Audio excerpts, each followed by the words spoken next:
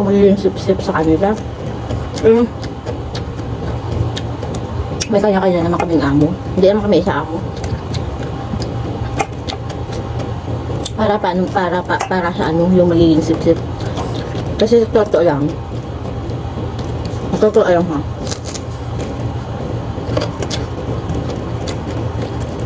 Ang plano ko kasi, mag-iipon lang ako. Tapos,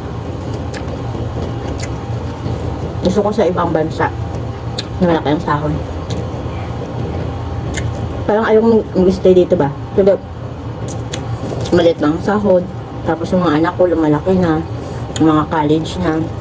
Kailangan na ng mas malaking kita, mas malaking sahod. So,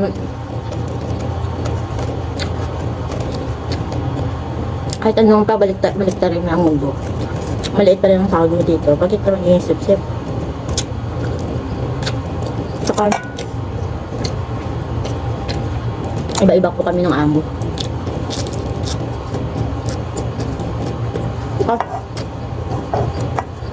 Ano pakialam ng mga amo namin? Anong gagawin namin sa buhay? Basta malinis ng kwarto nila. May pagkain sila.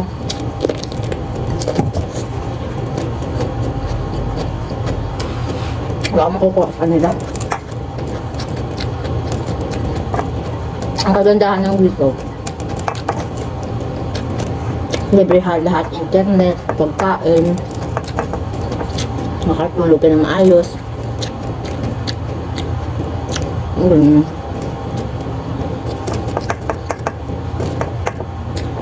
Saka, hindi ko naman nakakausap yung mga amo lagi.